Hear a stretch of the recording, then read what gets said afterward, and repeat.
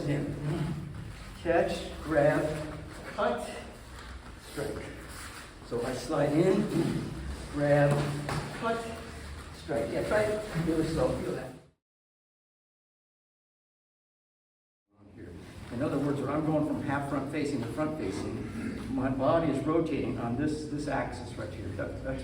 I mean, some people are going to rotate on the center axis, but if I'm making a punch, I really want to shut this thing like a door. Like that side of my body is shutting like a door. That feeling like that. So it's donk, donk, that feeling. Okay, so that is partly I'm pulling with my obliques, but it's also I'm pushing. Like I'm pushing this. Like if I drive back with that, I'm pushing my hip forward. So I want you to imagine you have like a little Dixie cup full of water on your hip here. How could I most successfully splash Hectorson with my Dixie cup full of water? So this feeling. And that wants to get behind your elbow. That feeling. That feeling. That feeling. Try that a couple of times. So it's just that sort of body awareness. So I'd say let your weight settle. Have that kind of heavy feeling against the ground. So that would be one thing. Then I would think, like if I'm in Hanmei, so I have my peanut butter here, and this leg is a boundary I'm sort of establishing. And what I'm going to do is, somewhere within that relaxation, heavy feeling, I'm going to squeeze this boundary against that boundary. And I say that because I'm not just turning my hip, I'm engaging my hip. Like my butt is tight now, and my midriff is connected, and my back, all these muscles like my hamstring, my calves, those are all kind of contributing to this feeling shoring up in that direction. Do you see what I'm saying? So you don't want to just placidly be punching, and you don't want to be rigidly punching. You find this thing in between where you're driving that energy, and that push of that back leg into your hip gets behind my elbow, and then at the end, I squeeze almost as if I want to push it out, away from me. Do you follow that idea? Yes. And here's one final footnote. When you do this, there's a couple, I would try to synchronize your hip with your hands. So you want to kind of, one of the things when you have some sense of your body like that, you want to move your body as a frame. In other words, whatever my hip is doing, it's transmitting that to my fist. So here's what oftentimes you'll see is, well, sometimes you see people don't put their hip into it at all, or they'll put their hip in half-heartedly, or they'll twist their hip and then punch. That's really common. They kind of do that. But what you really want is anywhere in that arc of that movement, my hip should be aligning and pushing the back of my elbow. Say your agyo.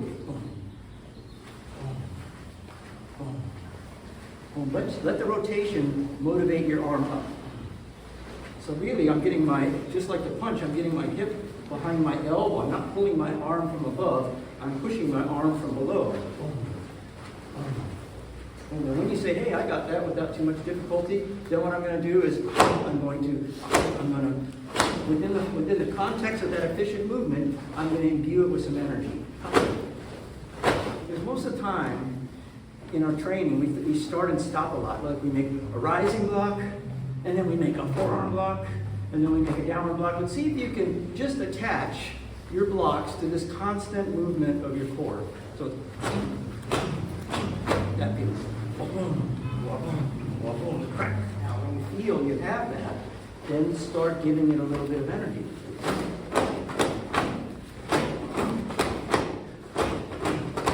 But all the while, it's just this. Yeah, try it sometimes. Once you start to feel that, say, oh, well really, when I'm making a downward block, I'm really not pulling my body away. I'm actually cutting my body in. I mean, there's a difference. It's not just we're going that way. You're going that way via which hip are you going that way? So for example, when I'm making downward block, I think, or any reverse rotating movement, whether it's shutoke, or uchuke, or jidambarai, I'm inserting a wedge in this space. Because this hip is driving that wedge, and my arm is simply the bow of the wedge to the boat. That feeling, that feeling, that feeling. Do you see what I'm saying? Yeah, just explore that a little. I got a little, especially like Keiko. He's doing Keiko, saying, all right, guys, got an awesome kick.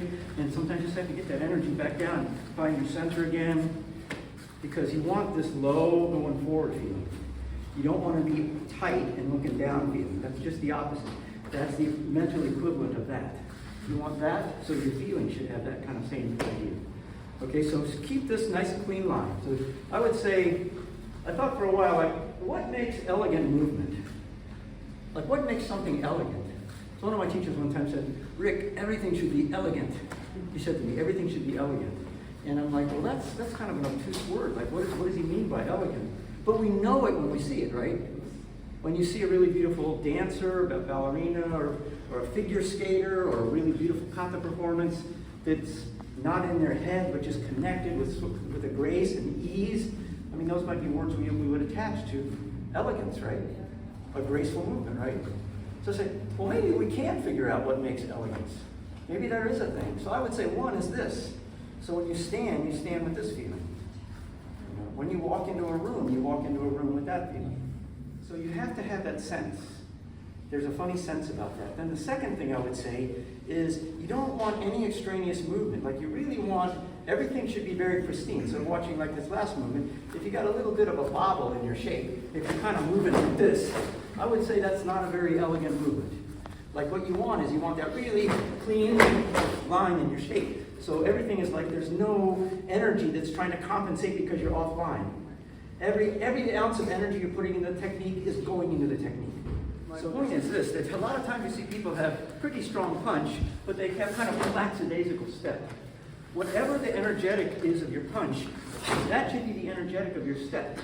Whatever you're doing. So when I'm making this feeling in my punch, that feeling in my punch, I'm basically the same feeling in my core, like that. But the thing is, we do stuff with our arms all the time, but we don't do those things with our legs. So it's much more difficult to control that energy, like to get that kind of dynamism out of our step.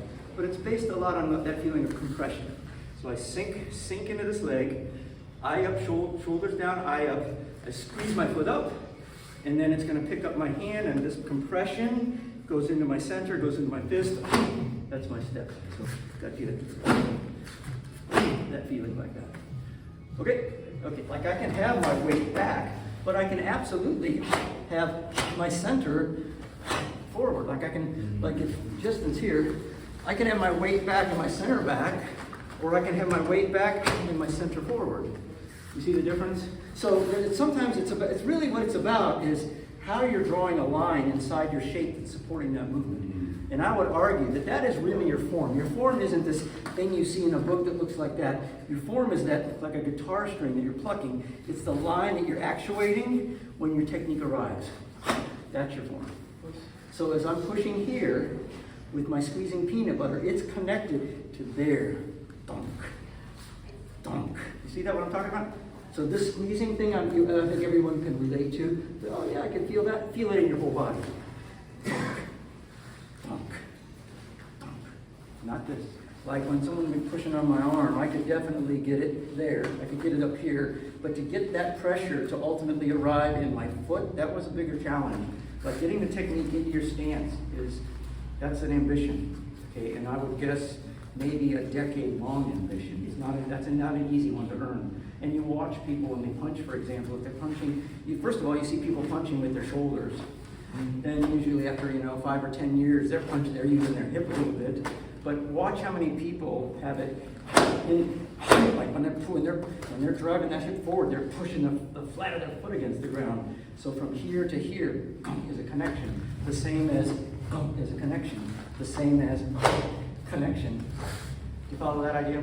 So when you do your kata, what I would say, you can think of the bonkai, and I absolutely believe you should, but I would also imagine like somebody's now pushing in that opposite direction. And how is my movement? Like, how am I able to push against that through the core of my shape? And then I'm turning the core of my shape. So there's always, even though someone's not pushing, I'm pretending somebody's pushing. Do you feel that idea? And you might take your training to a different level when you start ramping up your perception.